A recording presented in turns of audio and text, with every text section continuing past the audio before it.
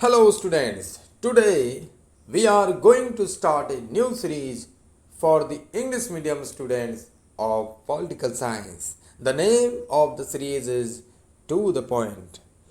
We are going to start this series from the fourth chapter of the book Politics and Independence India. I hope this video will prove very beneficial for you. The name of the fourth chapter is India's External Relations.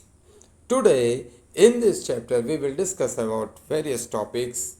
The entire chapter is divided into 10 headings. We will learn all these headings with one by one. So please tell me, students, what does it mean? India's external relation. What is the meaning of India's external relation? What does it mean? अरे ये कुछ बच्चे skip कर रहे हैं क्या? Please skip मत करो प्यारे बच्चों. मैं हिंदी भी यहाँ पर इस्तेमाल करूँगा. मुझे पता है इंग्लिश मीडियम की रियलिटी क्या है. देखो, दोनों में समझाएंगे बच्चों, दोनों में समझाएंगे. मैं चाहता हूँ कि मेरी वीडियो ज़्यादा इसकी रिचनेस बढ़े, तो उन लोगों को भी फ़ायदा मिलना चाहिए जिन्होंने इंग्लिश मीडियम ली है और अभी उतनी ज़्यादा अच्छी स्थिति में नहीं है कि इंग्लिश टू इंग्लिश. और मैं चाहता भी हूँ कि चीज़ों को समझने के लिए ज़रूरी है कि अब मैं एकदम ये नहीं चाहता कि हमारे देश में इंग्लिश मीडियम वाले जो बच्चे हैं अभी वो पूरी तरीके से हिंदी मीडियम में तो समझने के लायक नहीं अभी पूरी तरीके से. तो ज़रूरत है उनको इंग्लिश मीडियम में भी समझाने की. तो प्लीज़ बने रहिए. मैं हिंदी भी इस्तेमाल करूँगा जी, और क्यों नहीं करूँगा, क्यों नहीं करूँगा है. हिंदी तो अपनी मातृभाषा ही ना. इंग्लिश तो मजबूरी में पढ़ानी पड़े भाई. Okay, so tell me students, what is the meaning of India's external relations. अरे एक बात, एक काम करते हैं बच्चों, एक काम करते हैं. क्या कहा, क्या सर बताइए. ये एक्सटर्नल के बदले में यदि मैं अदर कंट्रीज लगा दूँ तो क्या मतलब हो जाएगा? India's other countries relations. अब बात बनती नहीं ना. वैसे एक्सटर्नल का मतलब क्या है? अदर कंट्रीज से है ना, लेकिन बात बनती नहीं. तो अदर कंट्रीज के बदले में एक्सटर्नल की बात आ गई. अब हम इसको तोड़ सकते हैं ना. रिलेशंस ऑफ इंडिया या relation of India with other countries. तो इस चैप्टर में हमें इंडिया के रिलेशन अदर कंट्रीज के साथ पढ़ने होंगे. नहीं, ऐसा नहीं पढ़ना, ऐसा नहीं पढ़ना. हमें तो इंडिया के अदर कंट्रीज़ के साथ जो रिलेशन है ना, उसके पीछे जो प्रिंसिपल काम करता है, उस प्रिंसिपल की हमें इस चैप्टर में बात करनी है, समझना है उसे. ओके सर, अदर कंट्रीज़ के साथ रिलेशन बनाना, इसके पीछे प्रिंसिपल काम करते हैं. हाँ, पॉलिसी काम करती है. पॉलिसी के अनुसार रिलेशन बनते हैं. ऐसी पॉलिसी को क्या बोलते हैं? Foreign policy. अब यहाँ पर हम इंडिया की बात करें तो India's foreign policy. Okay sir, policy जब बनती है तो उससे पीछे तो उसका बैकग्राउंड भी होता है. यस, बैकग्राउंड होता है. हम उसी बैकग्राउंड की चर्चा पहले करेंगे. So in this chapter India's relations will be understood on the international scale. And first of all, we will try to know that when India became independent in 1947, what kind of situation it was on the international scale at that time. तो प्यारे बच्चों, सबसे पहले हम first heading से शुरुआत करेंगे, international context. हम ये जानने की कोशिश करेंगे कि उस समय का बैकग्राउंड कैसा था,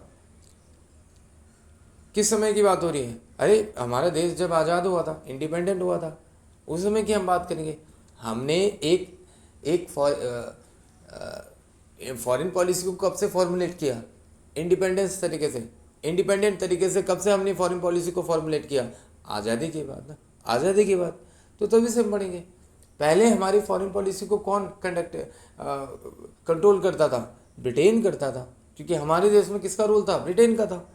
तो 47 के बाद इंडिया की फॉरेन पॉलिसी इंडिपेंडेंट हो गई. तो वहीं से हम इसकी चर्चा करेंगे. उस समय की सिचुएशन क्या थी उसकी हम बात करेंगे. उस समय की सिचुएशन, आसपास की सिचुएशन देखनी है 47 की. ओके, तो अगर हम बात करें उस समय की, इंडिया उस समय न्यूली कंट्री था, नया देश था, न्यू कंट्रीज था.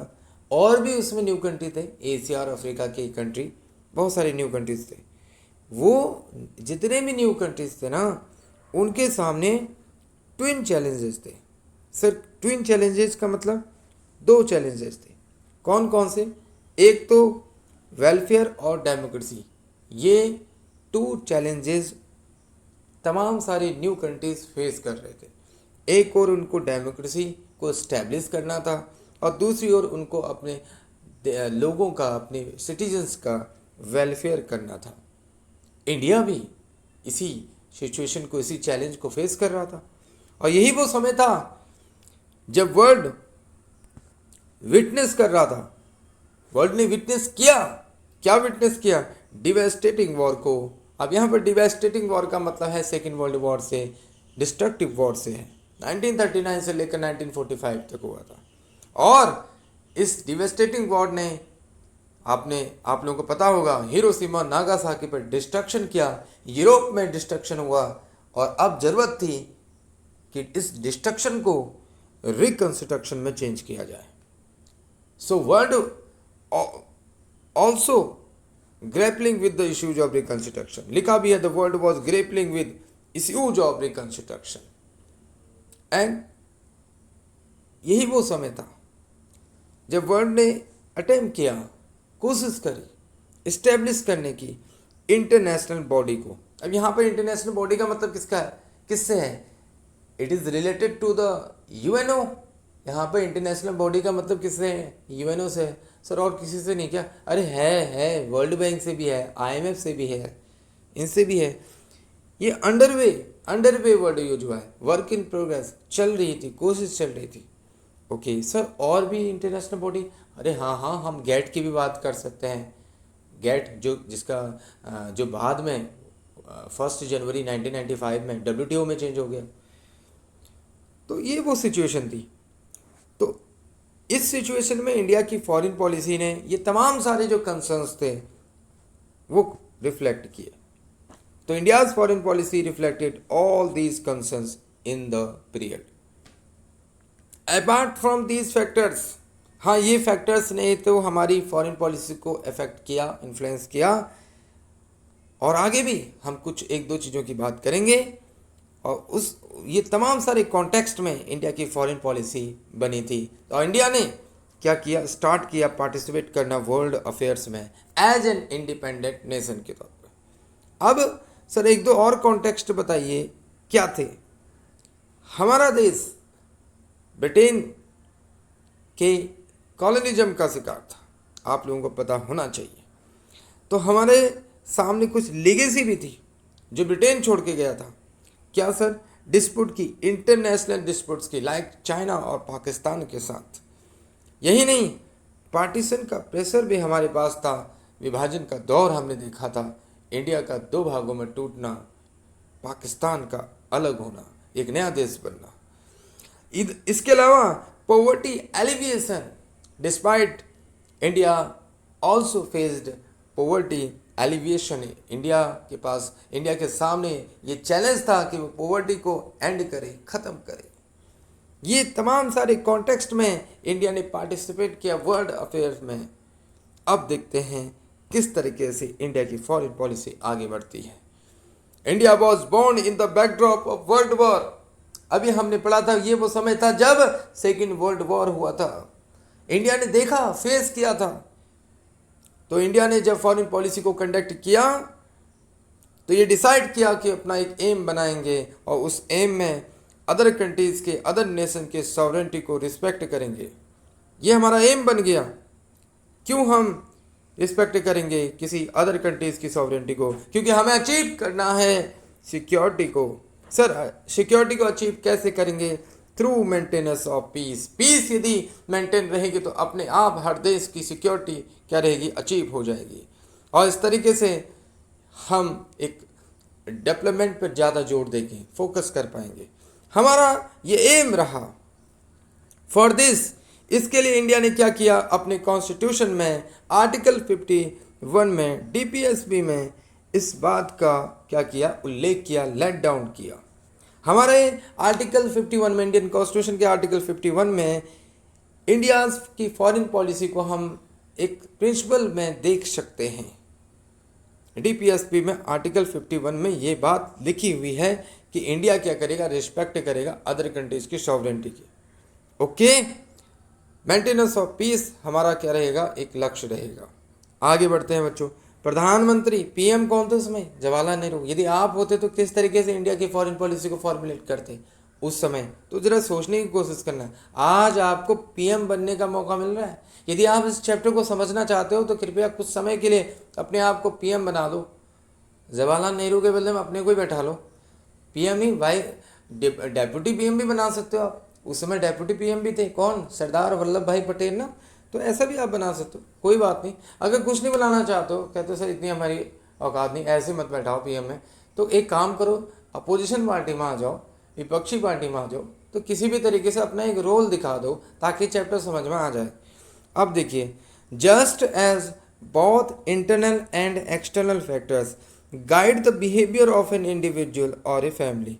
अगर हम देखें ना, अगर हम किसी फैमिली की बात करें, उसके बिहेवियर की बात करें, एक इंडिविजुअल की बिहेवियर की बात करें, उसको कौन कौन से फैक्टर गाइड करते हैं, सेम हम देख सकते हैं एक कंट्रीज़ में भी, एक कंट्रीज़ के बिहेवियर में भी कौन सी चीज़ें, कौन से फैक्टर गाइड करते हैं, इंटरनल भी और एक्सटर्नल की।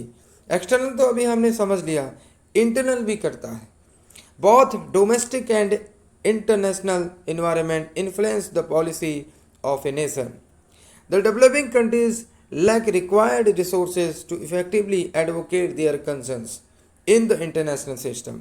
इंडिया जैसे डेवलपिंग कंट्रीज जो थी ना, उनको रिक्वायर्ड थी रिसोर्सेज की, लेकिन उनके पास रिसोर्सेज थे ही नहीं। किस बात के रिसोर्सेज, जिससे वो अपनी जो कंसर्न्स हैं उनको इफेक्टिवली क्या कर सके, एडवोकेट कर सके इंटरनेशनल सिस्टम में। सो दे परस्यू, इसलिए वो फॉलो करते हैं मोर मोडेस्ट गोल को, ज़्यादा मोडेस्ट गोल, मोडेस्ट मतलब ज़्यादा नरम उद्देश्यों की बात करते हैं। एडवांस स्टेट की तरह नहीं करते। एडवांस स्टेट थोड़े से उनके गोल थोड़ा सा ज़्यादा स्ट्रिक्ट होते हैं। जैसे इंडिया ने क्या गोल रखा, एम क्या रखा कि वो क्या करेंगे, maintenance of piece, maintenance of piece, maintenance of piece. इसको कैसे अचीव करेंगे, नेशन की सॉवरेंटी को क्या करेंगे, रिस्पेक्ट करेंगे। अगर मान लीजिए इंडिया ऐसा नहीं होता, गरीबी यहाँ ये चैलेंज नहीं होता कि पैसा, रिसोर्स नहीं है, तो इंडिया क्या करता, एक बाहुबली की तरह क्या करता, अपनी फॉरेन पॉलिसी बनाता और अमेरिका को और रशिया को झुकने के लिए तैयार रखता, जैसे अभी हो रहा है। अभी इंडिया क्या कर रहा है, बिल्कुल फेस टू फेस क्या करता है, टॉक करता है, नेगोशिएशन करता है, चाहे वो अमेरिका हो, रशिया हो, चाइना हो, किसी भी देश के साथ। लेकिन उस समय ऐसा नहीं था, इसलिए हमारे जो गोल्स थे वो मोडेस्ट थे। They focus more on peace and development in their own neighborhood. उस समय हमारा ये फोकस हो गया कि हमारे पड़ोसी में शांति रहनी चाहिए, हमारे पड़ोसी में, हमारे जो पड़ोसी देश है ना, नेबरहुड में, वहाँ डेवलपमेंट होना चाहिए। अगर वहाँ ये सब कुछ हो रहा है तो अपने वहाँ भी हो ही जाएगा। Moreover their economy and security dependence on the more powerful states occasionally influences their foreign policy.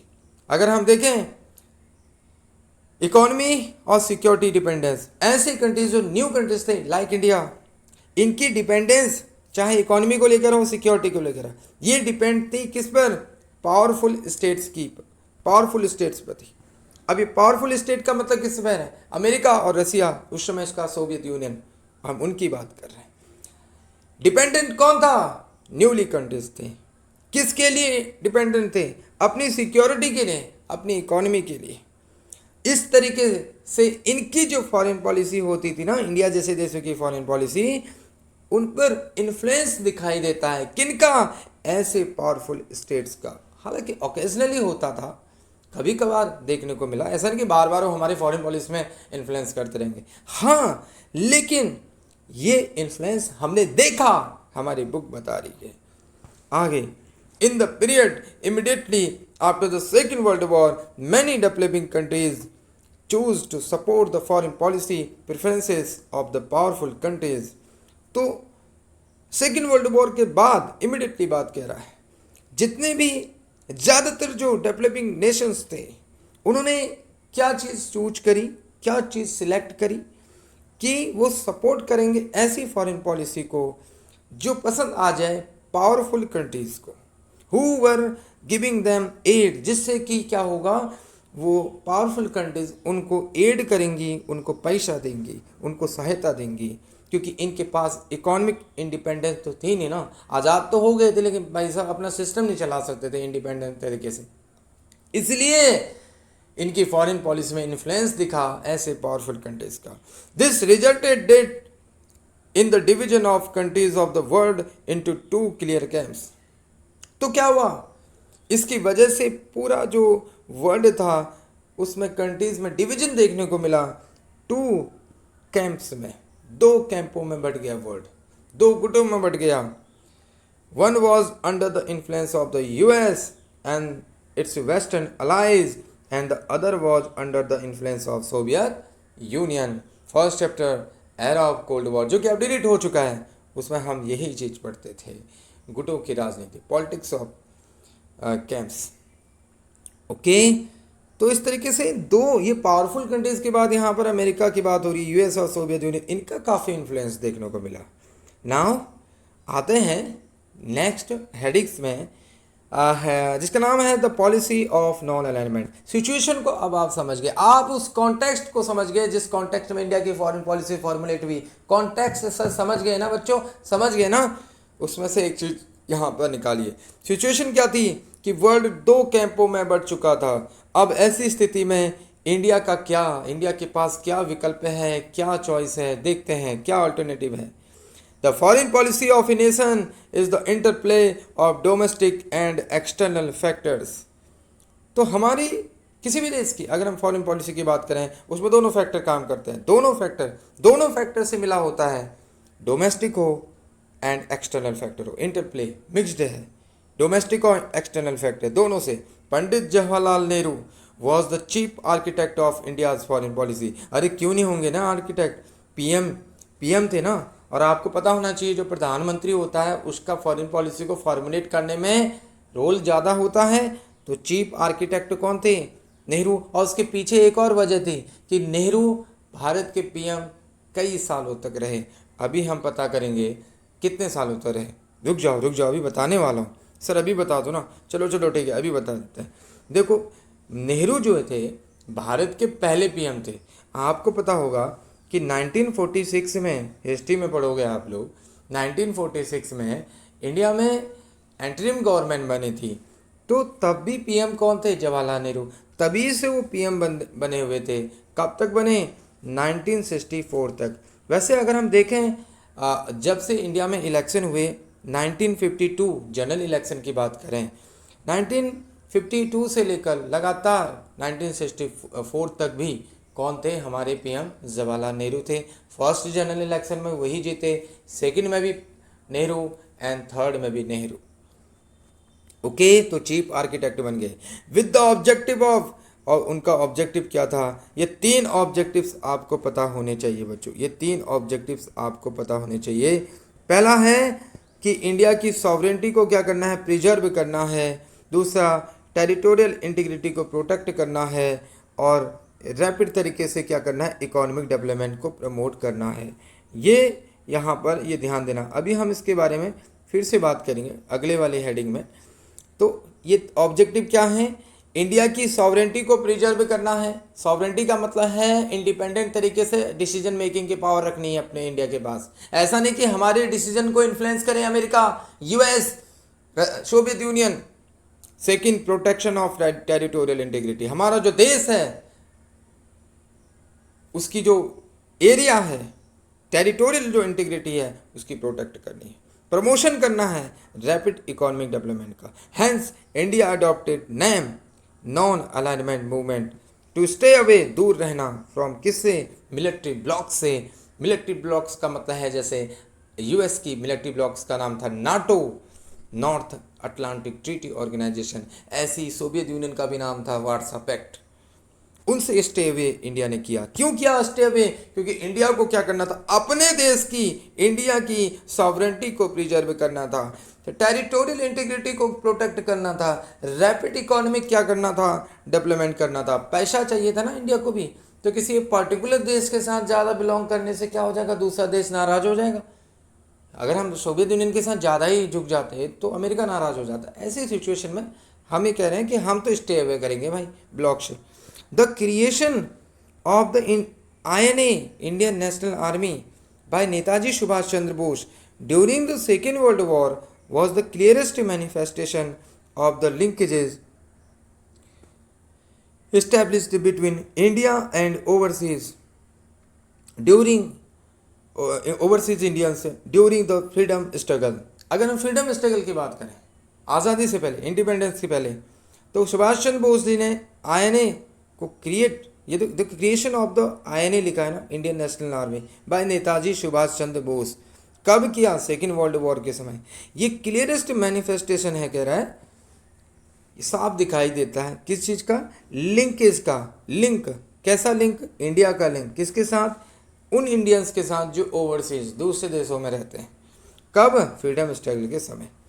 तो हमारे जो उतना लिंकेज आज़ादी से, फ्रीडम स्ट्रगल से ही थे, किन लोगों के साथ? जो ओवरसीज इंडियंस हैं उनके साथ। आगे बढ़ते हैं। Role of Jawaharlal Nehru. जी हाँ, हमें जवाहरलाल नेहरू का रोल समझना होगा, क्योंकि ये 1946 से लेकर 1964 तक इन्होंने इंडिया की फॉरेन पॉलिसी को क्या किया? फॉर्मुलेट किया और इम्प्लीमेंट किया। ओके, तो इनका बहुत ज़्यादा प्रोफाउंड इन्फ्लुएंस था हमारी फॉरेन पॉलिसी को फॉर्मुलेट करने में, हमारी फॉरेन पॉलिसी को इम्प्लीमेंट करने में। सब फॉर्मुलेट का मतलब क्या है? मेक, बनाना समझ लो, फॉरेन पॉलिसी को बनाने को लेकर। इम्प्लीमेंट मतलब लागू करना। ओके, आगे देखते हैं। The 3 significant objectives of Nehru's foreign policy. अब नेहरू की फॉरेन पॉलिसी के जो 3 सिग्निफिकेंट ऑब्जेक्टिव है ना, पूछे जाते हैं, ध्यान देना। पहला, to preserve the hard earned sovereignty. इसकी चर्चा अभी हम कर चुके हैं, बस एक नया वर्ड यहाँ देखने को मिल रहा है, हार्ड अर्नड। मतलब वही है जो सॉवरेंटी बड़ी मुश्किल से हमने हासिल करके, इतने लंबे समय के स्ट्रगल के बाद हमें इसे प्रिजर्व करना है। टू प्रोटेक्ट टेरिटोरियल इंटीग्रिटी, अभी हमने पढ़ा। And to promote rapid economic development. आगे बढ़ें। He wished to achieve these objectives through the strategy of non aligned. ये तीनों ऑब्जेक्टिव्स को पंडित जवाहरलाल नेहरू जी ने सोचा कि कैसे स्ट्रेटेजी से वो इसको क्या करेंगे? अचीव करेंगे, नॉन अलाइनमेंट की पॉलिसी से, स्ट्रेटेजी से। There were of course parties and groups in the country that believed that India should be more friendly with the bloc led by the US। हमारे देश में उसमें बहुत सारे ऐसे ग्रुप थे, ऐसे पार्टीज थी जो विश्वास करती थी, बिलीव करती थी कि India should be more friendly, India को ज़्यादा फ्रेंडली होना चाहिए। कौन से ब्लॉक के साथ? यूएस वाले ब्लॉक के साथ। क्यों? क्योंकि ये ब्लॉक क्या करता है? प्रो डेमोक्रेसी के सपोर्ट में, डेमोक्रेसी के सपोर्ट में।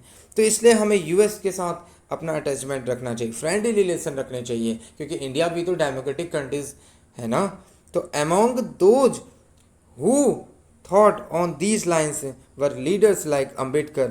अम्बेडकर जैसे लीडर ऐसी सोच रखते थे कि हमें यूएस के ब्लॉक में क्या हो जाना चाहिए? ऐड हो जाना चाहिए, हमें फ्रेंडली रिलेशन रखने चाहिए, क्योंकि हमें भी डेमोक्रेटिक कंट्री क्या करनी है? बननी है ना, स्टैब्लिश करना है। तो ध्यान दीजिए। दूसरा, यूएस भी प्रो डेमोक्रेसी वाला था। Some political parties which were opposed to communism, जो कम्युनिज्म के अपोज में थे, also wanted India to follow a pro US foreign policy. हमारे देश में ऐसे पॉलिटिकल पार्टीज थे जो कम्युनिज्म के खिलाफ थे। आप लोगों को पता होगा सोवियत यूनियन में कम्युनिज्म था ना, तो हमारे देश में बहुत सारे लोग, पॉलिटिकल पार्टीज ऐसी थी जो कम्युनिज्म के अगेंस्ट थी, और वो भी वांटेड थे, वो भी चाहते थे कि फॉलो करे इंडिया क्या? Pro US foreign policy. These included the भारतीय जनसंघ एंड बाद में हम देखें तो स्वतंत्र पार्टी। ये 2 ऐसी पॉलिटिकल पार्टीज थी जो सपोर्ट करती थी इंडिया की फॉरेन पॉलिसी को यूएस के साथ। But Nehru possessed considerable leeway in formulating foreign policy. लेकिन नेहरू जी ने भाई साहब दूसरी तरीके से फॉरेन पॉलिसी अपनाई। उन्होंने कहा भाई साहब तुम कुछ भी कहो, देखिए हमें तो स्टे अवे करना है। ये जो गुटों की राजनीति चल रही ना, कैंप से चल रहे हैं, उनसे हमें क्या करना है? स्टे अवे करना है, तभी इंडिया के इंटरेस्ट क्या होंगे? प्रिजर्व होंगे। ओके, आगे बढ़ें बच्चों। कुछ समझ में आ रहा है तो प्लीज़ लाइक कर दीजिए हमारी वीडियोस को। आगे वीडियो आती रहेंगी, यही होता है लाइक से, और क्या होता है। मान अपमान एक साथ चलते रहते हैं हालांकि, तो थोड़ा सा मान मिल जाए भी। Distance from 2 camps. अब आते हैं, हम बार बार यही चर्चा कर रहे हैं कि इंडिया ने दोनों कैंप से डिस्टेंस रखी, उसकी हम बात कर रहे हैं। The foreign policy of independent India vigorously pursued the dream of a peaceful world by advocating the policy of non-alignment. हमारी जो इंडिपेंडेंट इंडिया की जो फॉरेन पॉलिसी था ना, वो परस्यू करती थी कौन से ड्रीम को, एक ऐसे सपने को कि वर्ल्ड कैसा होगा, शांतिपूर्ण होगा, पीसफुल होगा। कैसे? गुटों में शामिल होकर नहीं, ऐड होकर नहीं, कैंप्स में ऐड होकर नहीं, ब्लॉक में ऐड होकर नहीं, ब्लॉक में पार्टिसिपेट होकर नहीं, नॉन अलाइनमेंट के द्वारा, नॉन अलाइनमेंट की पॉलिसी के द्वारा ऐसा होगा कि एक वर्ल्ड कैसा बनेगा, पीसफुल बनेगा। ये इंडिया का ड्रीम था, ये इंडिया का ड्रीम था, और हमारी फॉरेन पॉलिसी ने इस ड्रीम को परस्यू किया। By reducing cold war tension, हमारी फॉरेन पॉलिसी ने कोल्ड वॉर की जो टेंशन थी ना, उसको रिड्यूस करके ये अपना ये सपना जो था ना, उसको परस्यू किया। And by contributing human resources to the UN peace keeping operation, UN establish हो चुका था 24 अक्टूबर 1945, और इंडिया ने यूएन पीस कीपिंग जो ऑपरेशन चलते थे, यूएन बहुत सारे देशों में जहाँ वायलेंस होता है वहाँ अपनी पीस कीपिंग फोर्सेस को भेजती है, ऑपरेशन करवाती है, तो इंडिया ने उसमें अपना ह्यूमन रिसोर्सेज क्या किया है, कंट्रीब्यूट किया है। ये जो तीन ऐसे तरीके हैं ना, 3 वे, इससे इंडिया अपना ड्रीम जो है वर्ल्ड, पीसफुल वर्ल्ड को क्या करता है, परस्यू इंडिया ने किया। आज भी इंडिया ऐसा ही करता है, ऐसा नहीं, हालांकि कोल्ड वॉर तो अब रहा नहीं, लेकिन जब टेंशन से होती है तो इंडिया पार्टिसिपेट तो करता ही है ना, अपना रोल तो एक्टिव तरीके से प्ले करता ही है। आगे इसमें क्या बात हुई है, जरा ध्यान से देखना।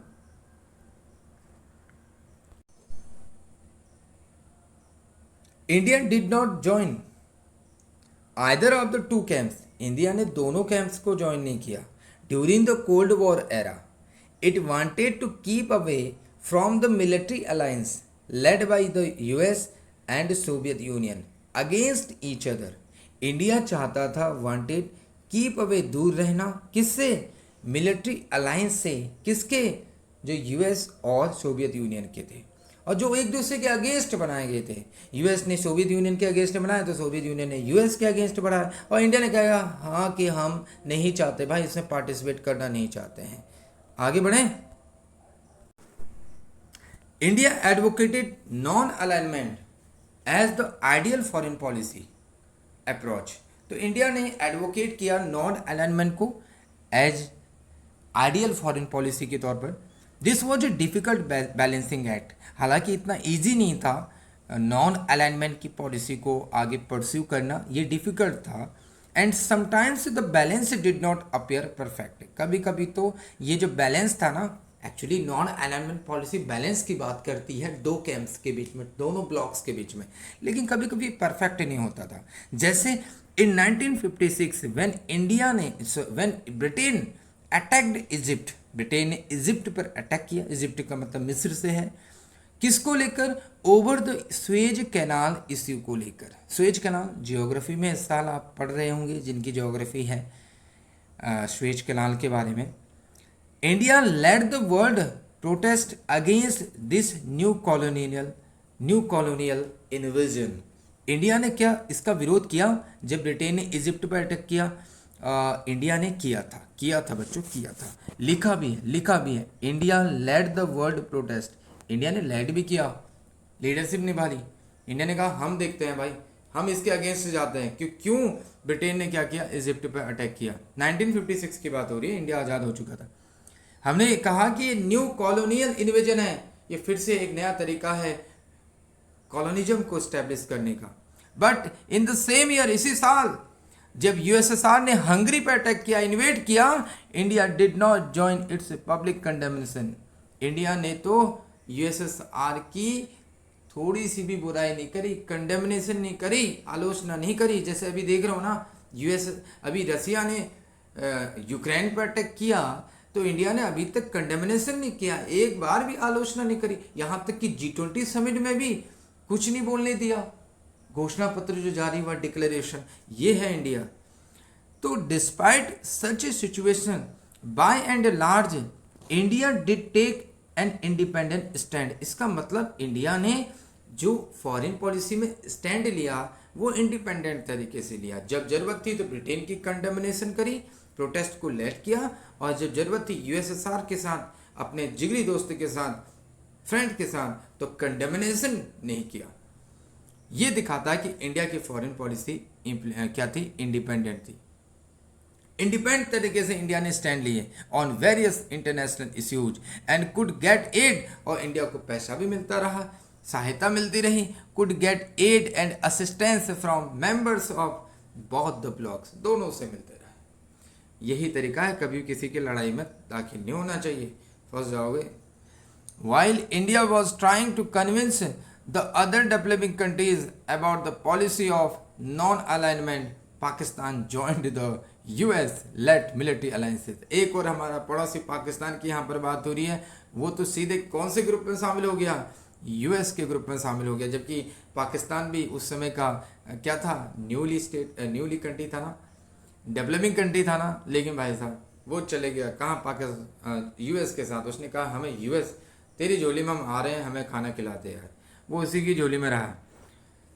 The US was not happy about India's independent initiative. अब यूएस चाहता था यदि पाकिस्तान उसके साथ आ गया तो इंडिया भी आ जाना चाहिए था, तो यूएस हैप्पी नहीं था इंडिया के ऐसे इनिशिएटिव से। कौन से इनिशिएटिव के साथ, किस इनिशिएटिव की बात हो रही है यहाँ पर, नॉन अलाइनमेंट की बात हो रही है। And the policy of non alignment, therefore there was a considerable unease in Indo US relationship. यही वजह है कि इंडिया और यूएस के बीच जो रिलेशनशिप थी उतने अच्छे नहीं रहे during the 1950s। The US also resented India's growing partnership with the Soviet union. और इंडिया की जो पार्टनरशिप थी वो सोवियत यूनियन के साथ अगर हम कंपेरिजन करें अमेरिका की, तो बहुत अच्छी थी, ग्रोइंग थी। तो कभी कभी यूएस क्या करता था, इनसे चिढ़ेगा ही ना कभी तो चिढ़ेगा। तो यूएस ने क्या किया, इंडिया की जो पार्टनरशिप ग्रो हो रही थी सोवियत यूनियन के साथ, इसका रिजेंट किया, नाराजगी दिखाई कि ऐसा नहीं होना चाहिए। इंडिया तो नॉन अलाइनमेंट वाला है ना, तो उसके साथ भी नॉन अलाइन करो। अरे उसको क्या पता, पैसा तेरे साथ भी रखेंगे, दोस्ती तेरे साथ भी करेंगे। ऐसा नहीं कि अगर हम सोवियत यूनियन के साथ पार्टनरशिप करेंगे तो तेरे साथ नहीं करेंगे, हमें पैसा चाहिए भाई, तेरे से भी करेंगे। बट तू गलत समझ रहा है ना, तू ये समझ रहा है कि भाई साहब तेरे ग्रुप में शामिल हो जाए पूरी तरह से। ऐसा नहीं होगा जी। दोस्ती में ऐसा नहीं कि हर बार तेरे साथ सब जगह जाए, गंदे गंदे कामों में जाए। दोस्ती लिमिटेड होनी चाहिए। Afro Asian unity, Jawaharlal Nehru envisaged an important role for India in world affairs. तो हमारे जवाहरलाल नेहरू जी ने वर्ल्ड अफेयर्स में इंडिया का जो इम्पोर्टेंट रोल था ना, उसको इन्विजिट किया था। मतलब कह रहे हैं कि एक परिकल्पना करी थी, एक सोचा था कि किस तरीके से अपना इंडिया रोल प्ले करेगा वर्ल्ड में, and specially in Asian affairs में, कम से कम एशिया में। तो the era established the contacts between India and states in Asia and Africa by convening conferences on Asian relations March 1947। तो ये जो एम था ना इंडिया का, जवाहरलाल नेहरू जी का, कि एशियन अफेयर्स में तो कम से कम रोल अपना इम्पोर्टेंट करे इंडिया। तो इसका एक उदाहरण एग्जाम्पल हमें देखने को मिलता है मार्च 1947। तब तक इंडिया आज़ाद भी नहीं हुआ था, इंडिपेंडेंट नहीं हुआ था। उससे पहले ही इंडिया ने एक एशियन रिलेशन का कॉन्फ्रेंस कन्वीन किया। इसके अलावा 1949 में इंडिया ने इंडोनेशिया के फ्रीडम स्ट्रगल को लेकर यहाँ पर कॉन्फ्रेंस किया। The colonisation process and engaged herself in Bandung Conference in 1955। 1955 में इंडोनेशिया में ही बांडुंग कॉन्फ्रेंस हुई थी, इंडिया ने उसमें भी पार्टिसिपेट किया with the newly independent Asian and African Nations. और उस बांडुंग कॉन्फ्रेंस में एशिया और अफ्रीका के इंडिपेंडेंट नेशन भी क्या थे, पार्टिसिपेट कर रहे थे। तो इंडिया ने भी किया।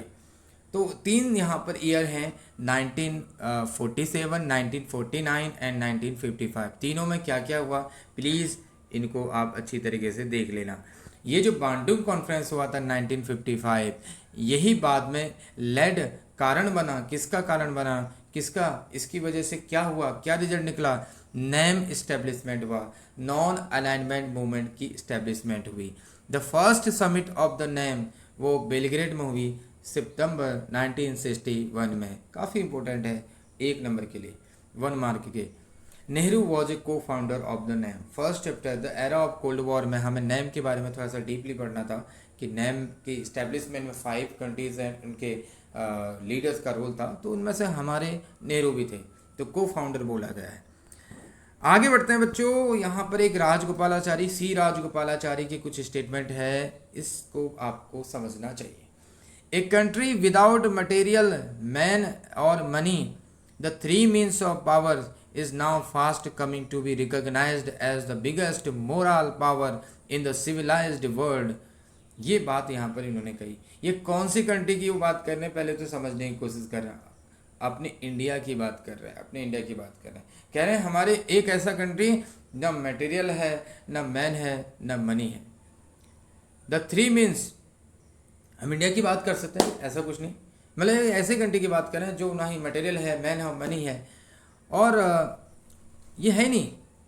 ये थ्री जो है मीन्स ऑफ पावर है ना, वो फास्ट क्या कर रहा है, is now fast coming to be recognised, उसको रिकॉग्निशन मिल रही है तेजी से बिगेस्ट मोरल पावर के तौर पर इन द सिविलाइज्ड वर्ल्ड। ये सी राजगोपालाचारी का उस समय का स्टेटमेंट था 1950 में। ओके, आगे बढ़े। हर word listened to with respect in the councils of the great, तो उसकी आवाज़ को रिस्पेक्ट करनी चाहिए भाई, शब्दों की। तो आइए जानते हैं peace and conflict with a China. China के साथ कैसे पीस एंड कॉन्फ्लिक्ट की यहाँ पर हुई। अब चाइना के साथ लड़ाई की बात करेंगे पूरी तरीके से। पीस की बात हो रही तो सर कुछ पीस को लेकर कुछ हुआ क्या नहीं हुआ, कुछ कॉन्फ्रेंस हुई, कोई मीटिंग हुई, समझौता हुआ, वो भी इसमें पढ़ेंगे। तो पहले पीस पढ़ेंगे ना, पहले पीस लिखा हुआ है हेडिंग में, तो पहले पीस की बात करेंगे और फिर इसके बाद कॉन्फ्लिक्ट की बात करेंगे। उल्टा चला, पहले कॉन्फ्लिक्ट फिर पीस होना चाहिए था, नहीं, पहले पीस को लेकर एक समझौता भी हुआ और फिर भी कॉन्फ्लिक्ट हो गया चाइना के केस में। Unlike its relationship with the Pakistan, free India began its relationship with the China on a very friendly note. पहली लाइन बहुत बड़ी खतरनाक है। एक और पाकिस्तान के साथ हमारे रिलेशनशिप पहले से ही अच्छे नहीं थे, जबकि हमारा इस पड़ोसी नेबरहुड कंट्री चाइना, उसके साथ हमने शुरुआत से ही क्या करें, फ्रेंडली तरीके से, फ्रेंडली नोट से क्या करें, रिलेशनशिप स्टार्ट किए, बिगन किए। After the Chinese revolution 1949, China में जब रेवोल्यूशन हुआ था 1949, India was one of the first countries to recognise the communist government. वहाँ कम्युनिस्ट गवर्नमेंट थी ना चाइना में, तो उसको रिकॉग्नाइज करने वाला इंडिया फर्स्ट कंट्रीज था। अगर हम एशिया से बात करें तो Panchsheel the 5 principles of peaceful coexistence 29 April to 1954 between India and China was the strongest step towards friendship and relationship. इसी बीच इंडिया और चाइना के बीच में पंचशील नाम का एक क्या हुआ, प्रिंसिपल्स को लेकर, 5 प्रिंसिपल को लेकर एक समझौता हुआ, एक एग्रीमेंट हुआ। पंचशील में 5 एग्रीमेंट थे जिनकी चर्चा अभी हम नहीं करेंगे यहाँ पर, लेकिन यहाँ जरूरी है कि ये पंचशील एग्रीमेंट कब अस्तित्व में आया, एग्जिस्टेंस में आया, 29 अप्रैल 1954। बहुत इजी है, बहुत इजी है इसको याद करना। 1954 तो आपको ऐसे ही याद हो जाएगा 1954, बट 29 अप्रैल को याद कराने की जिम्मेदारी मैं लेता हूँ। आइए समझते हैं इसे, आइए बच्चों समझते हैं। 29 अप्रैल, एक्चुअली ये पंचशील एग्रीमेंट की बहुत बड़ी बात मैं आपको बताना चाहता हूँ कि इंडिया और चाइना ने एग्रीमेंट में बताया कि एक दूसरे की सॉवरेंटी की वो रिस्पेक्ट करेंगे, एक दूसरे के इंटरनल मैटर पर क्या नहीं करेंगे, इंटरवेंशन नहीं करेंगे, एक दूसरे पर अटैक नहीं करेंगे। तो अब हम इसको ऐसे समझेंगे, 9-2-11 था, हिंदी में समझ लेते हैं, 29 लिखा ना अप्रैल, तो हम बोलेंगे चाइना पंचशील के समझौते से 9-2-11 हो गया। 9-2-11 होना एक मुहावरा है हिंदी का, ये 9-2-11 होना, भाग जाना, एक तरीके से उल्लंघन करना। और इस तरीके से चाइना ने भारत का क्या बना दिया, अप्रैल फुल बना दिया। जी हाँ, पंचशील एग्रीमेंट हुआ था, फिर भी चाइना ने इंडिया पर अटैक किया। तो इस तरीके से चाइना ने इंडिया का क्या बना दिया, अप्रैल फुल बना दिया। Between India and China was the strongest step towards relationship and friendship. ठीक है, उस समय बहुत अच्छा एग्रीमेंट था। किसको पता था कि चाइना बीच में अटैक करेगा। Now India and Chinese leaders visited each others country and the greeted by large and friendly crowds. अच्छा, ये उस जमाने की बात कर रहा है कि इंडिया के जो लीडर्स थे, चाइनीज लीडर्स थे, वो एक दूसरे के यहाँ विजिट करते थे, बहुत फ्रेंडली तरीके से मिलते थे। अच्छी बात है, ठीक है, उस समय हुआ करता था।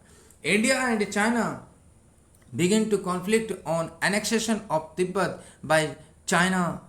देखो यहाँ से कहानी बिगड़ी जब चाइना ने क्या किया, तिब्बत पर क्या किया, अटैक किया। 1950 में चाइना ने तिब्बत को एनेक्स कर लिया, अपने से मिला लिया और तिब्बतन कल्चर को सप्रेस करना शुरू कर दिया, सप्रेस करना, कुचलना शुरू कर दिया।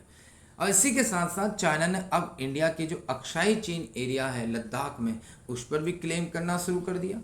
और नेफा में, जो कि अरुणाचल प्रदेश वाला इलाका था, जिसे पहले नेफा कहा जाता था, नॉर्थ ईस्ट फ्रंटियर एजेंसी कहा जाता था, उस पर भी चाइना ने अब क्लेम करना शुरू कर दिया। इससे इंडिया और चाइना के बीच में कुछ डिफरेंसेस हो गए और यही डिफरेंसेस बाद में युद्ध का कारण बने। ओके, ये रिजॉल्व हो भी नहीं पाए, तमाम सारे डिस्कशंस हुए, कॉरेस्पॉन्डेंस हुए, लेकिन ये फिर भी क्या हुए, रिजॉल्व नहीं हो पाए। ठीक है बच्चों, आगे बढ़े अब। ये यहाँ पर तारीफ भी हुई है, सी राजगोपालाचारी बोल भी रहे हैं झाओ एन लाई के बारे में। माई इम्प्रेशन, झाओ एन लाई कौन थे, वहाँ के पीएम थे ना चाइना के, वो कह रहा है बहुत फेवरेबल था और तारीफ भी कर रहे हैं उनकी। देखिए Shri Rajagopalachari, the Chinese premier is I believe a good type of man and trustworthy. वाह, ट्रस्ट वर्थी शब्द यूज हुआ है जी। ऐसे तो उस समय के लीडर थे जो इतना भरोसा करते थे चाओ एन लाई पर, चाइनीज लीडर पर, तो फिर इंडिया का क्या। एंड एक्चुअली इंडिया जो है ना, वो चाइना की जो इरादे हैं उनको समझ नहीं पाया, इंटेंशन को समझ नहीं पाया। अब आते हैं 1962 चाइनीज इन्वेजन की बात। Two developments strained the India Indo China relationship. दो जो रिलेशनशिप है ना, दो जो चीज़ें हैं वो इंडिया और चाइना के बीच के रिलेशनशिप को थोड़ा सा बेकार कर गई। पहला, चाइना ने क्या किया, तिब्बत पर एनेक्स किया, उसको अपने से मिला दिया 1950 में। और इसके अलावा इस तरीके से उसने क्या कर दिया, इंडिया और चाइना के बीच में जो बफर इलाका था, सैंडविच वाला इलाका, उसको भी हटा दिया। बफर का इलाका समझ रहे हो ना, कि ये बफर है, ये इंडिया है और चाइना है। अब ये यदि बीच में रहेगा ये इलाका, तो चाइना अचानक हम पर अटैक नहीं करेगा और हम सेफ रहेंगे। ऐसी इंडिया भी हम बात कर सकते हैं चाइना के केस में। तो बफर हटाने से क्या हो गया, इंडिया के सामने एक चैलेंज खड़ा हो गया कि अब चाइना कभी भी तुरंत क्या कर सकता है, इंडिया पर अटैक कर सकता है। तो ये एक बहुत बड़ा इंडिया के लिए खतरा था, उसमें सिक्योरिटी के लिए खतरा था। A little earlier A boundary dispute had surface between India and China. कुछ ही समय पहले इंडिया और चाइना के बीच में बाउंड्री डिस्प्यूट भी हुआ था। The main dispute was about the western and the eastern end of the longer border. India और चाइना के बीच का जो लंबा बॉर्डर है, उसमें वेस्टर्न और ईस्टर्न एंड में ये हमें डिस्प्यूट देखने को मिलता है, बॉर्डर डिस्प्यूट। चाइना ने क्लेम किया दो एरियाज में with in the Indian territory. एक तो अक्साई चैन एरिया लद्दाख रीजन में, जम्मू कश्मीर में पड़ता है, और दूसरा अरुणाचल प्रदेश में, जिसे उस समय का नेफा कहा जाता था, नॉर्थ ईस्ट फ्रंटियर एजेंसी के नाम से जाना जाता था। Between 1957 and 1959 the Chinese occupied the Aksai चीन एरिया। अब 57 और 59 के समय की बात है, चाइना ने क्या कर दिया, अक्साई चीन एरिया में क्या कर दिया, ऑक्यूपाई कर दिया, उस पर अपना कब्जा कर लिया और बिल्ट बनाया स्ट्रेटेजिक रोड भी बना दी भाई उस ज़माने में ही। एंड इसकी वजह से क्या हो गया, ये डिफरेंसेस हो गए और ये डिफरेंसेस क्या हो गए, रिजॉल्व नहीं हो सके, could not be resolve. China ने क्या किया, अब इंडिया पर अक्टूबर 1962 में क्या कर दिया, एक लॉन्च कर दिया, क्या, इन्वेजन अटैक कर दिया। इन्वेजन है यहाँ, अटैक, यहाँ पर एक हमला बोल दिया, बहुत ही मैसिव तरीके से और बहुत तेज़ी से। कहाँ अटैक कर दिया सर, अक्साई चीन एरिया पे, जहाँ पर वो क्लेम करता था लद्दाख रीजन में। और दूसरा जो है अरुणाचल प्रदेश में नेफा में, उसने क्या कर दिया, अटैक कर दिया। The China war dented. अब ये इन्फ्लुएंस, यहाँ से हम आगे पढ़ेंगे कि चाइना की जो वॉर हुई थी ना इंडिया के साथ, इससे इंडिया पर क्या इसका इफेक्ट देखने को मिला, बहुत गंदा। इंडिया हार गया ना चाइना के साथ, तो इंडिया की बेइज्जती होगी। तो the China was dented India's image, तो इससे इंडिया की जो इमेज है वो ख़राब हो गई, डेंट हो गई, घर में भी हुई और अब्रॉड में भी हुई। जब आप किसी से लड़ाई करके आए हो और पीट कर आए हो, तो आपके घर में तो बेइज्जती हो गई, बाहर भी होगी, सीधी सी बात है। And had to approach the American and the British for military assistant to tide over the crisis. तो इंडिया को फिर अमेरिका की सपोर्ट यहाँ पर करनी पड़ी, अमेरिका से सपोर्ट लेनी पड़ी, ये कह रहा है, ताकि कुछ असिस्टेंट मिल जाए मिलिट्री। यहाँ पर से सोवियत यूनियन क्यों नहीं आया, नहीं, सोवियत यूनियन न्यूट्रल रहा इसमें, क्योंकि चाइना के साथ उसके रिलेशन ठीक थे ना, दोनों कम्युनिज्म वाले थे, तो इस केस में सोवियत यूनियन न्यूट्रल रहा। और इंडिया के साथ भी रिलेशन ठीक थे, तो उसने कहा हम पार्टिसिपेट नहीं करेंगे, किसी एक का पक्ष नहीं रखेंगे। इस युद्ध में अमेरिका इंडिया के साथ जरूर आया था, देर में आया। It induced a sense of national humiliation. अब हम जब लड़ाई करके आ रहे हैं, पिट कर आ रहे हैं, तो हमारा अपमान होगा नहीं होगा, तो इंडिया का क्या होगा, ह्यूमिलेशन होगा, मतलब अपमान होगा। At the same time strengthen, लेकिन इसी के साथ साथ इसने क्या करी, हमारी ताकत को मजबूत किया, हमारी स्पिरिट को मजबूत किया। कौन सी स्पिरिट को, नेशनलिज्म की। एक और हमारा देश का अपमान हुआ था, दूसरी ओर हमारे अंदर कौन सा सेंस जनरेट हुआ, नेशनलिज्म की, राष्ट्रवाद की सेंस जनरेट हुई। ऐ मेरे वतन के लोगों, लता मंगेशकर का गाना। हमारी बुक बताती है कि जवाहरलाल नेहरू रो पड़े थे इस गाने में। सम ऑफ द टॉप आर्मी, उस समय के जो टॉप आर्मी कमांडर्स थे, उन्होंने या तो रिजाइन दे दिया या रिटायर्ड हो गए। वो सम ऑफ द टॉप आर्मी, ठीक, उनकी भी बेइज्जती हो गई, उनका जो स्ट्रेटजी थी वो फॉल्ट हो गई, तो उन्होंने रिस्पॉन्सिबिलिटी ली और वो क्या हो गई, उन्होंने रिजाइन ले लिया, रिटायर्ड हो गए वो। ठीक है, आगे देखो क्या बात हुई है। Okay, Nehru's close associate and the then defence minister V Krishna Menon. उस समय के डिफेंस मिनिस्टर कौन थे, सब पर बात आएगी, सबकी रिस्पॉन्सिबिलिटी बनती है चाइना के साथ ये जो क्या हुई है, इंडिया की डिफीट हुई है। तो वी कृष्णा मेनन उस समय के डिफेंस मिनिस्टर थे, उन्होंने भी क्या कर दिया, कैबिनेट को लीव कर दिया, छोड़ दिया। नेहरूज ओन स्टेचर, नेहरू का जो खुद का स्टेचर था ना, एक अपनी स्टेटस जो था, वो भी बहुत ज़्यादा क्रिटिसाइज लोगों के द्वारा किया गया। और ये क्रिटिसाइज़ किया गया कि नेहरू जो थे वो चाइनीज़ इंटेंशन को असेसमेंट नहीं कर पाए। अब कैसा असेसमेंट रहा उनका, नेब असेसमेंट रहा। नेब का मतलब है इमेच्योर कह सकते हैं हम, बिना एक्सपीरियंस वाला, ऐसा भी कह सकते हैं। And the lack of military preparedness, और इंडिया ने मिलिट्री की भी क्या करी, अच्छी तरीके से तैयारी नहीं कर पाई। इंडिया तैयार ही नहीं था युद्ध के, वॉर के, हार गया। बाकी आप लोगों ने सुना ही होगा कि इस वॉर में इंडिया की प्रिपेयर्डनेस के बारे में, मिलिट्री प्रिपेयर्डनेस के बारे में कितनी बुरी हालत थी इंडिया की, इंडिया के सैनिकों की। जूते नहीं थे, फटे जूते। फॉर द फर्स्ट टाइम, और वो भी हिमालय में लड़ाई करनी है, for the first time in no confidence motion against his government was moved and debated in the Lok Sabha. यही वो फर्स्ट टाइम था जब नेहरू जी के खिलाफ पहली बार नो कॉन्फिडेंस मोशन आता है। 11th क्लास के पॉलिटिकल साइंस में आपने पढ़ा होगा कि नो कॉन्फिडेंस मोशन जो है वो लोकसभा में आता है, और यदि ये पास हो जाए ना, तो सरकार, गवर्नमेंट जो होती है वो कोलैप्स हो जाती है, वो गिर जाती है। ओके, लेकिन आया तो था गवर्नमेंट के खिलाफ, लेकिन लोकसभा में उनकी मेजॉरिटी थी ना, इसलिए पास नहीं हो पाया, लेकिन बहुत बड़ी बेइज्जती हो गई। सोन देयर आफ्टर, इसके बाद क्या हुआ, कांग्रेस को चुनाव हारने पड़े, कहाँ, लोकसभा के बाय इलेक्शन में। और जो पॉलिटिकल मूड था ना कंट्री का, वो भी क्या हो गया, चेंज हो गया। इसके अलावा और भी हमें इन्फ्लुएंस देखने को मिलता है। The war with China alerted the Indian leadership to the volatile situation in the north east region. China ने नेफा पर भी अटैक किया था ना, अरुणाचल प्रदेश वाले इलाके में। तो हमारा जो नॉर्थ ईस्ट वाला इलाका है, वहाँ की जो सिचुएशन थी ना, वोलाटाइल थी, अच्छी नहीं थी, सिचुएशन बड़ी ख़राब थी। अब हमारी लीडरशिप उसके प्रति अलर्ट हो गई इस वॉर से। अपार्ट फ्रॉम बीइंग आइसोलेटेड, ये इलाका जो था ना आइसोलेटेड था और अंडर डेवलप्ड था। तो अब हमारे सामने चैलेंज था इंडिया के सामने कि इसको नेशनल इंटीग्रेशन किया जाए, एक पॉलिटिकल यूनिटी यहाँ पे लाई जाए। The process of its reorganisation of north east का जो अपना इलाका था, अब उसकी शुरुआत हुई, इसकी रीऑर्गेनाइजेशन की शुरुआत हुई, और इसकी शुरुआत होती है नागालैंड से। नागालैंड को स्टेटहुड का यहाँ पर क्या मिला, ग्रांटेड मिला। आप सभी को पता होना चाहिए कि नागालैंड को स्टेट का दर्जा कब मिला था, 1963 में। मणिपुर एंड त्रिपुरा, इनको भी यहाँ पर स्टेटहुड दिया गया। Through union territories were given the right to elect their own legislative assemblies.